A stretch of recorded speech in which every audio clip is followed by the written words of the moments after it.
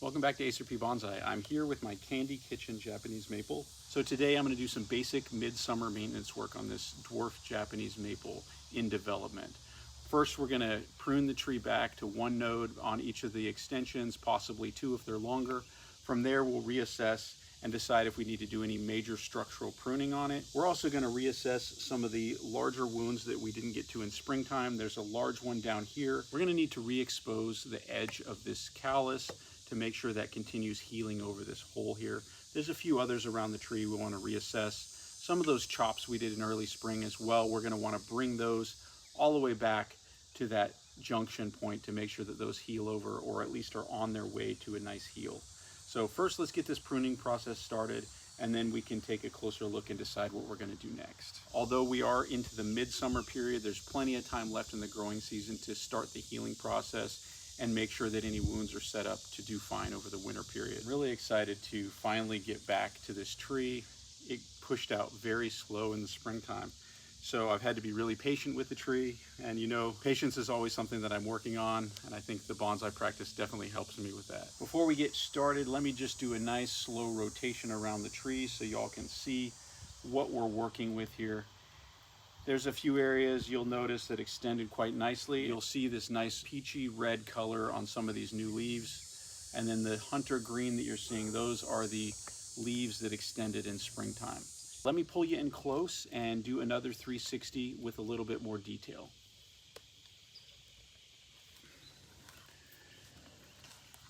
So right around here, this is going to be our proposed front for the tree. You can see it's got that very whitest nabari. This large root over here is really kind of an interesting look. We'll play around with this angle and decide on an exact angle for the front. Right now in this development phase, we just need to know this kind of general front, and that's going to guide some of our pruning decisions. Here's that large wound in the front. We're going to reopen that callus on the inside edge and maybe clean this up a little bit to continue that healing process. It really hasn't done much through the spring and early summer. There's a few other little wounds that we want to address here. Some of these chops we want to make, we want to clean those up all the way. There's a few more up inside the structure of the tree as well that we're going to need to address. So let me take you all the way around the tree. It's done a really great job of leafing out in the spring, although it was a fairly weak push. I didn't do any major pruning in that early summer period. I just let it grow. So this is all the growth we've gotten. I've done an assessment of these roots, and they are growing quite well. We're starting to establish a nice root base. Let's take a downward angle and look at the progress of this root mass before we get started on the work. All right, so let's take a look at this root mass here. See what's going on down under the soil. You can see this really nice healthy root system starting to extend down through here, and it is just really settled in well to this training container. So I'm really excited about this. Next year in the early spring to late winter, we'll spend a lot more time on this root system. We're going to get every one of these roots sorted out, and we'll be doing some of those ebihara techniques to get the roots exactly where they want them for the continued development of this tree. Taking a look over here, you can see that we had a few of those major cuts on the nabari to get rid of some of those stray roots that weren't working with our design. These two here have healed over completely. That is just beautiful. And I'm going to lean the camera back just a little bit and see if I can rotate around. I want to show you the other side of the tree. All right, let's get down there. All right. And okay, so you can see down here, we have this one other major cut, and I've already peeled this back a bit. This was a large wound. This is all healing just in this one season, and look, that's amazing. It looks like we are completely done. That wound has fully healed. So that thing is, goodness, definitely over ½ an inch, nearly 3/4 of an inch was the size of this wound. So this tree really has its engines firing on all cylinders. It has got plenty of energy for us to do some major work on the tree if we need to. Right now we are in the very end of July. This weekend, it's the last weekend of July. Plenty of time left in the growing season. With that progress I'm seeing here, I think I'm going to be comfortable possibly doing a defoliation on this tree. And you can see there, even this large wound, it's got one little nub in there that's still not healed. So I'm going to push that clay back onto it. And back here, there's this wound. So let's uncover that and see how it's doing. Look at that, folks. All right, so it's not fully healed. It's got a little bit more to go. We're gonna put that clay back on there, but it is over halfway healed. That's just doing great. Okay, those are some of the major wounds. We'll trim these little tip chops back to the node so that they can start healing in the correct location. The healing on these Nabari wounds was enough to tell me that this tree is quite strong and it's going to be ready for a defoliation. So without any further ado, I'm going to take all the leaves off of this tree and then we'll start assessing the structure.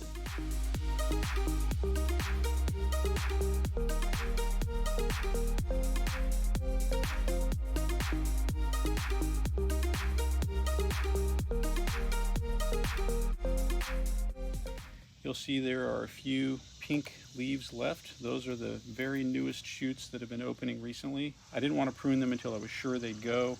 Some of these we may leave in place since they're so young. We want to continue growing rather than cut them back. So here we go. Let's rotate around the tree so you can see. This tree has done a great job of expanding on the ramifications since spring.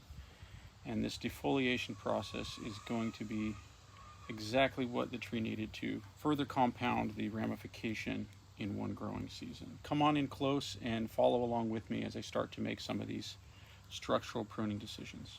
All right, let's see if we can isolate this portion of the tree to make sure that you can clearly see the pruning decisions that I'm making. And this is the uppermost apex of the largest trunk. Right away over on this side, you can see these branches have extended quite a bit.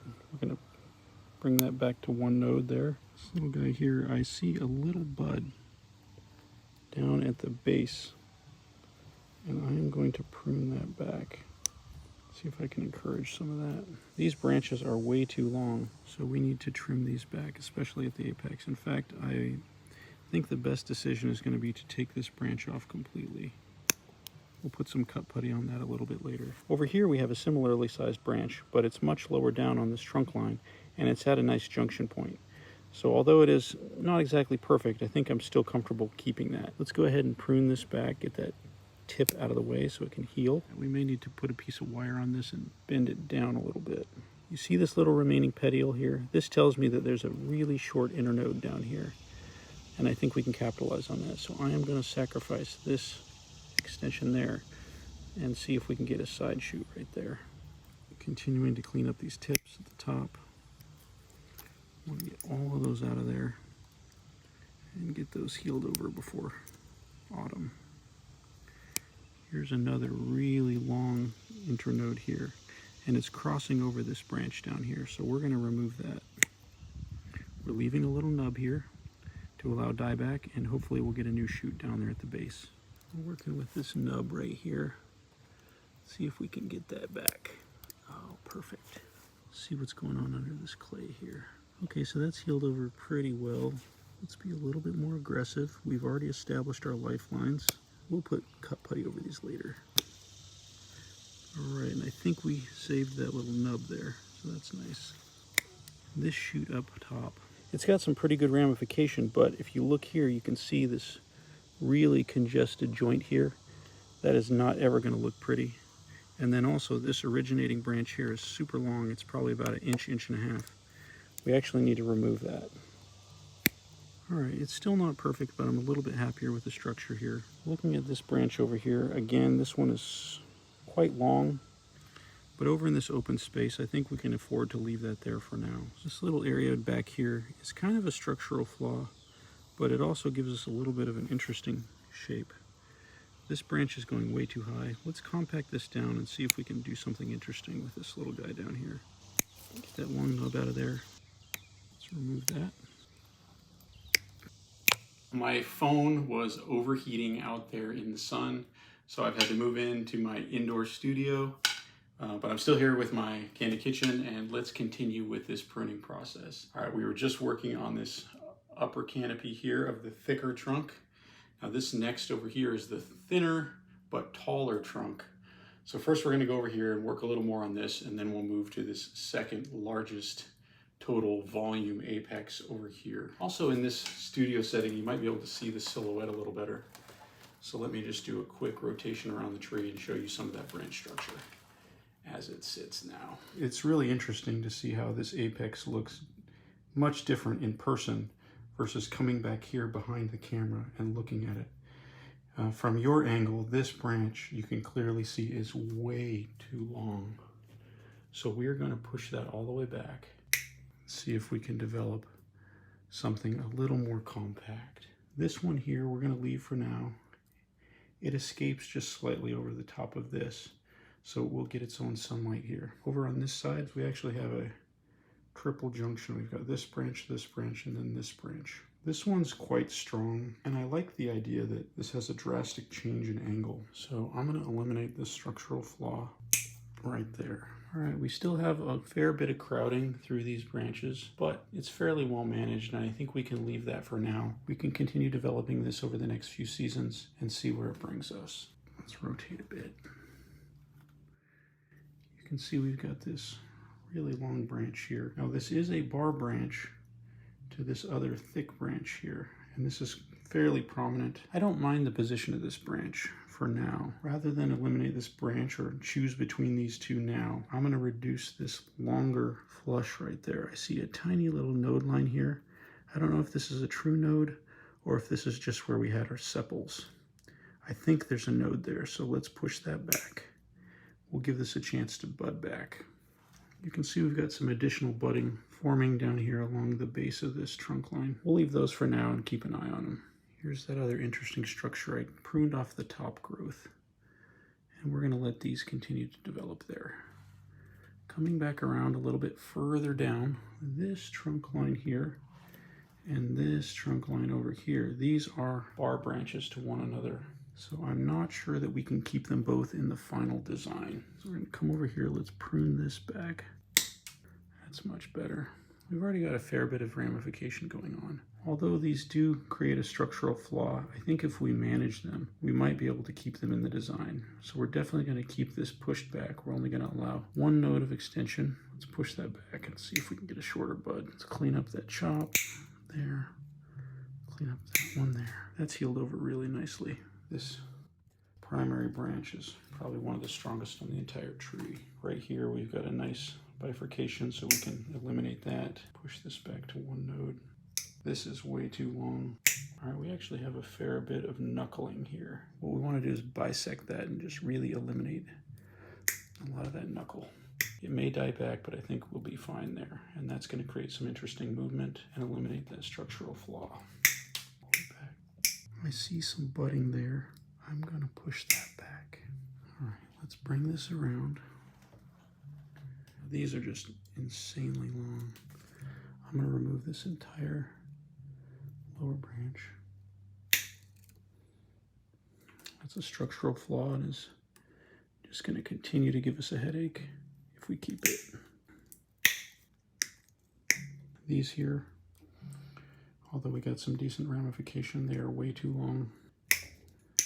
Down here a little bit lower. These are way too long as well. They've got to go.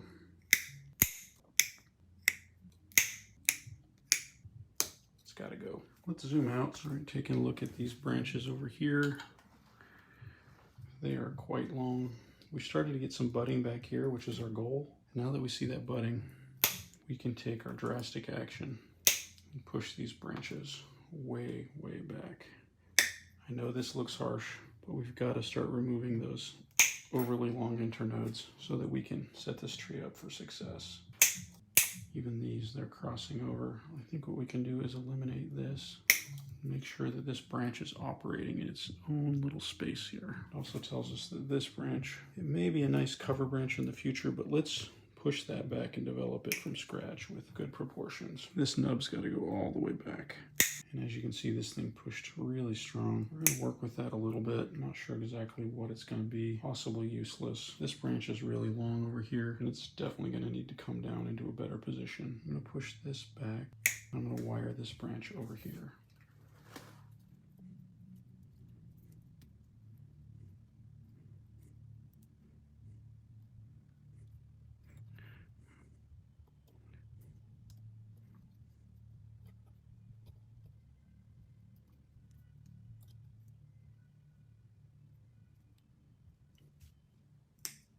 this one back in its own area here. And we'll bend this one around as well. All right, it's got a little bit of a slingshot shape to it back here, but I think eventually we're going to be able to build that into a nice branch. Let's take this off. We've got some more nubs. Push those back. Way too long. Bring it back. See this okay? Let's turn this. Gotta make these structural decisions, or this will never become a proportional bonsai. This is looking pretty good over here. Up here we got some really long extensions. Let's push those right on back to one node, or push back to a further node. Everything we do here, we're looking for shorter and softer. Look here at the apex. This branch is massive. It's causing a knuckle. Rotate around. Massive branch is way too long. All these are congested down in here. Contorted mess. This branch here is way too long. All right, so here you can see we get that really crazy branching. And unfortunately, I think it's just going to continue to mess with the flow of all this. You definitely need to just make the decision now. Let's bring that all the way back and get that puttied up. Let's get a nice clean wound here. That's going to heal over nice. And we'll just continue to develop these other two trunk lines. If you remember in the spring, we deliberately left all three of these because we didn't know what we were going to do. It was nice to wait and have that option. This back here, I don't know what is going on there, but this has got to go. See if we can push this out this way. It's got to go. Push that back. And this little guy here is never going to be good. And there we go, folks. We have just hammered away at this tree. Now we've got this thing opened up quite a bit. Let's rotate around the tree.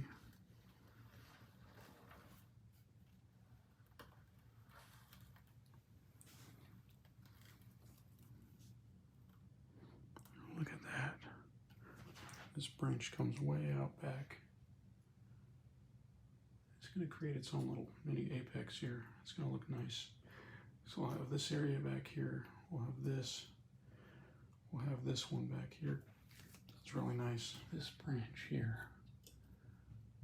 It's got this weird shape to it. And this particular two secondary branches. These are really long. You still have this one little branch here that we can develop. This is really unusual and kind of in the way. We still also don't know what we're going to do with that, if anything. I was hoping for a bud down here we could develop into a new branch. So the reason I'm thinking about these branches is because they overshadow this rear apex. And they're really crowding it quite a bit. Do you think that we have enough time that we can wait and we can possibly make that decision later? In fact, let's do that. Let's wait on that branch decision. I'm leaning toward taking off that branch for the overall structural integrity of this tree. But I'm gonna ask, go ahead and hop in the comment sections and let me know what you think. Talking to me about this lower branch here, this weird, really high angle. And then we've got these branches that are both emerging from the same spot on the largest primary trunk line. This one in the back forks in kind of a slingshot and overshadows our rear trunk.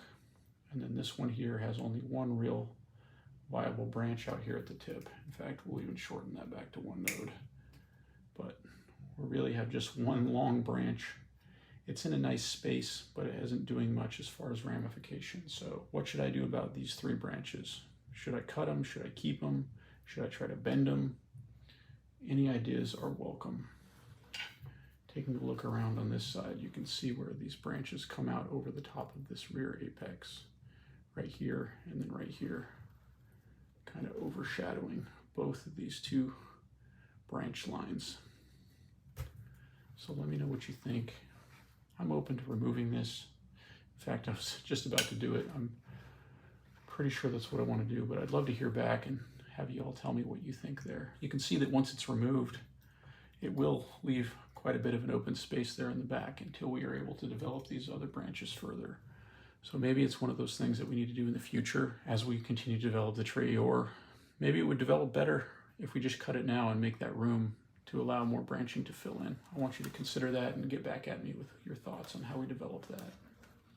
But I think we've done a fair amount of good pruning here, and we've set this tree up for success for a nice second flush in the late summer period. So we're going to flash forward and show you what this looks like when it leaves out again. All right, so it's been about a week since our last recording. As you can see, we have a lot of new leaves pushing growth all over the tree. And even in these bare areas, you can see that the buds are beginning to swell. So this is definitely going to be an effective defoliation process. I'm really excited to see this leaf out again with the second flush. We got all the defoliation and major pruning done on the tree, and now it's time to get in and handle the wound work. We want to make sure that we are helping these wounds along so that they can heal more quickly over the next year or two. Also, off camera, you can see that I've applied cut putty on all of the major cuts across the tree. Let's do a rotation around so you can see how we're doing here. I'm going to zoom in as well so you can get a closer look at some of these swelling buds and the newly pushing shoots. All right, so there's the tree. Here you can see that we have some really nice swelling on these buds. Check that out. Now, some of these I cut back. So an example would be right over here. I cut this branch way back, and there's some really small buds at the base. So we should get one on either side. These other branches like this was already a terminal bud. And so when you have a terminal bud, as you can see there, you're actually going to get 3 new shoots. There's a central, and then there's one on either side. We will have to manage that growth and decide which 2 shoots. Typically we remove the center shoot, but sometimes you can create a more natural appearance by selecting the center and one of the lateral shoots. Let's spin this around, see if we can get a good angle on one of these. It has a little bit of growth on it. Perfect. Here you can see a newly emerging shoot.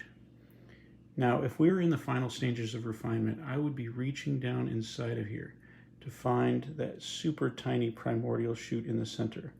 You can see that we have some leaf covers that are on the outside here, and then these larger 2, those are the new leaves. Down in the center, there is a tiny leaf and shoot primordia that could be pinched out, but because we're not in any hurry to slow this tree down further, we're going to allow that to extend and open all the way before we do any pinching. So here's a great example of a young but slightly more mature shoot. So when you do the pinch, this is actually a really large pair of tweezers, but that's okay. You can also kind of push the new tip. You don't have to pinch it. You can kind of bend it over and it will usually break. So boom, just like that. There's the shoot on my finger. Oh, it fell. But you can see here that I was able to remove that central growth and allow these 2 first leaves. This was just for example. On this dwarf cultivar here, I'm not going to be doing much of this pinching. If I see them extend beyond 2 to 3 nodes, I may pinch them to stop the growth. I'm not super worried about pinching the tree during this early development phase. All right, let's get back to the front of our tree. All right, so the first thing we need to do is remove this putty. This wound is actually a great example of one that's got this pithy dead wood on the inside, and that is not going to allow us to heal the wound. We're going to have to apply some cement into this wound in order to get a stable surface for this callus to roll onto. This could potentially become a unique feature on the tree. Although Japanese maple bonsai are not prized for dead wood, we are doing American bonsai, and sometimes you can get away with breaking the rules. Welcome back, folks. It is the 18th of August, and our Kandy Kitchen Japanese maple has fully leafed out.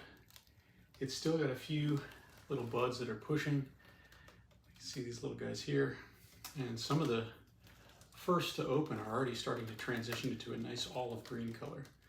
This has just reacted beautifully to the defoliation process, and I'm really excited to see our design progress. One extra doubling of ramification. This is quite nice. Let me just rotate around here and let y'all see the progress. It's really filled in quite nicely. The leaves are a bit larger on the second flush because we shocked the tree. but we still have relatively short internodes for the majority of these shoots. There's a few, like this over here, that pushed out quite strongly. That's okay. We're going to be able to push these back when it comes time to prune in the fall. And now that we see the tree leafed out, we can start the discussion of this area over here. These were those branches that had that structural flaw. Now, everything here inside of my hand, these are all from that first branch. And then the second branch comes out through here, and it sits directly on top of this other developing branch, as we were worried. So the first thing I'm going to do is cut this back. I don't want it to inhibit the growth of this developing back branch here. Boom. So there we go. There's that piece of growth that we're removing. Not bad. And that did a great job of opening this back up. This branch here can fill in that space. This branch over here, we can wire it into place and fill that gap. We've opened it up so that this area of the tree has plenty of light and oxygen flowing to it. That is going to be perfect. Now, this other branch here, it's somewhat in its own space, but it's definitely overshadowing that. So the first step we're going to do is just try trimming it back a little. Maybe that can be adequate. We have a lot of these shoots that are growing downward from the bottom of that. That might make an interesting feature, but if we look down here, hopefully you can see that on camera. This branch down here, all this greener growth, that's coming from the base of this branch. And I think that gives us a lot more potential to develop into a future branch line. So what I'm going to do first is trim this. Ooh, I got a bud back there. So first thing I'm going to do is remove those two branches. That opens that up a bit. This is another really long run there. So let's get rid of that. Let's see where we stand. Okay, so that's all this growth here. And then there's this cluster of growth there.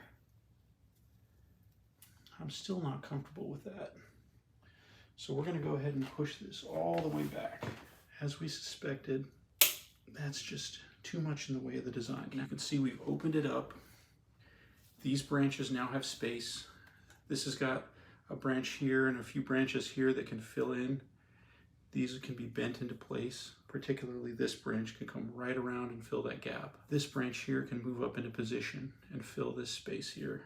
I'll spin around so you can see the tree.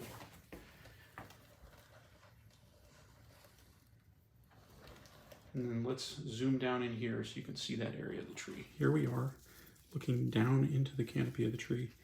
And here are those two branches that we just chopped. As you can see, this branch comes from the base of this larger left branch. And this is going to move into position here. We can spread that out with a little bit of wire. Boom, you can see that it naturally fills this space. I also wanted to note that on this branch to the right, you can see there's actually a node down here, almost all the way to the bottom. There's a potential that that could back bud and give us some additional ramification in that area.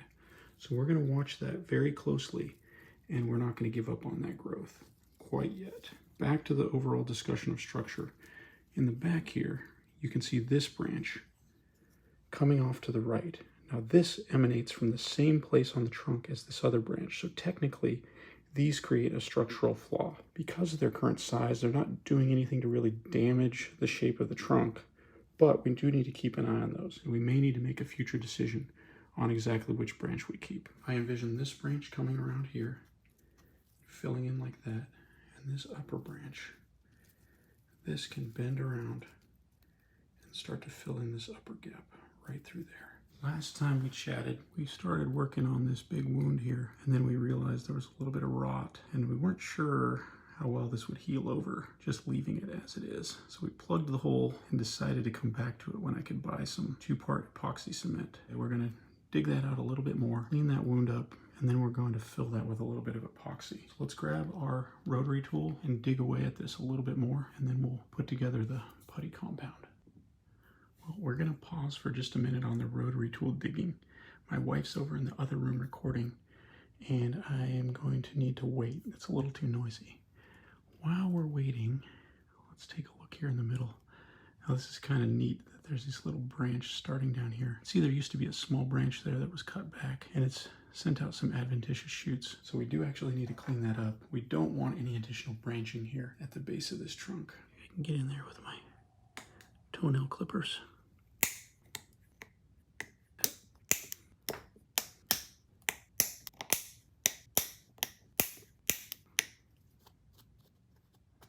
All right, that's pretty good. Get that covered up. This trunk here is actually thinner this way, but quite wide from that angle. Let's look at the back side while we're at it. There's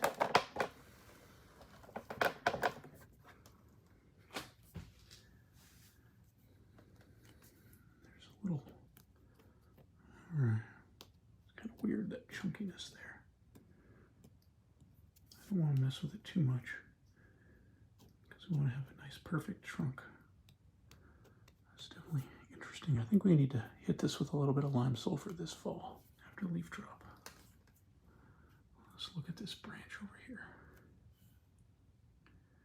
Oh yeah, that is nearly perfectly closed. But you can see we've got this really chunky shape here. Sculpt that a little bit more. We're going to start on this top side. After that heals again, we may have to come back in and sculpt the bottom again as well. Take a nice healthy chop out of this. Inverse taper. You really have to be aggressive with it if we want to make progress. There we go. A much better contour. This does seem a bit extreme, but we're already going to have the scar on this branch because we had to remove such a large fork. But a scar and inverse taper is too much. I'd rather just have one or the other or none. If we have to have a big scar, then at least we can have a shapely branch. You can see there's a little bit of dead tissue there. That old heartwood, that's okay. It's also the old branch that was extending this way. That's a pretty nice shape there. It'll be a little bit lumpy. Once we heal over that, then we can come back and do one final refinement on this. It'll be kind of flattened, this whole wound. See there? It's kind of a flattened branch, but that will swell a little bit with that healing callus.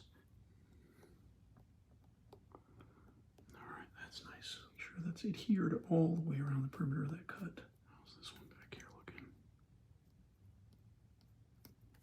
Okay, so that one's healing along pretty nicely. We're going to leave that one alone. Maybe recheck that in the spring. We've got our nibbling bit, setting of 2. Let's get this cleaned out.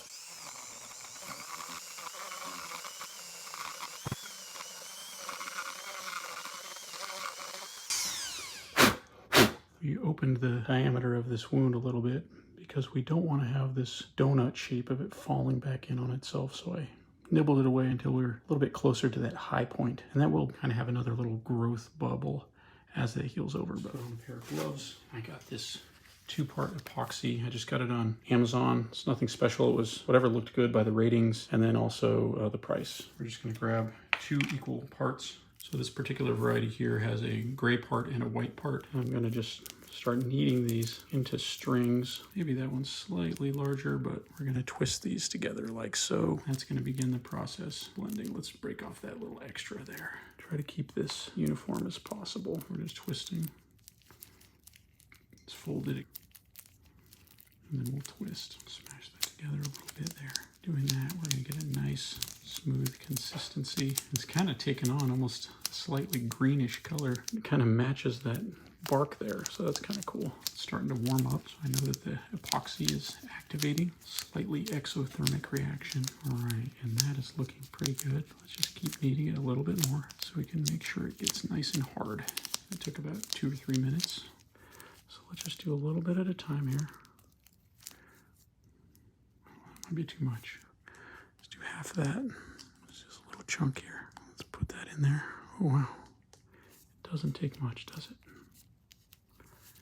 I made way too much. That's okay. I wanted to make sure I had plenty on hand, all at the same hardening time. All right.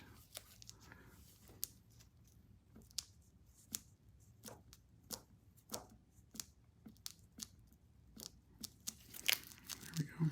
Let's get a little bit more.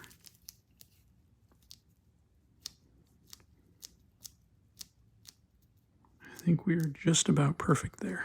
Now, because we already have that slight donating happening there, I didn't want to make the hole too big, excavating around there. So I'm kind of going for pretty close to flat. It's going to roll up over the top of this epoxy and create a slightly thicker trunk line on that heel. All right, so there we go. We've got it all filled in. Now we just need to wait about 10 to 15 minutes for this to fully harden. We'll come back through and cover it over with more of our cut putty.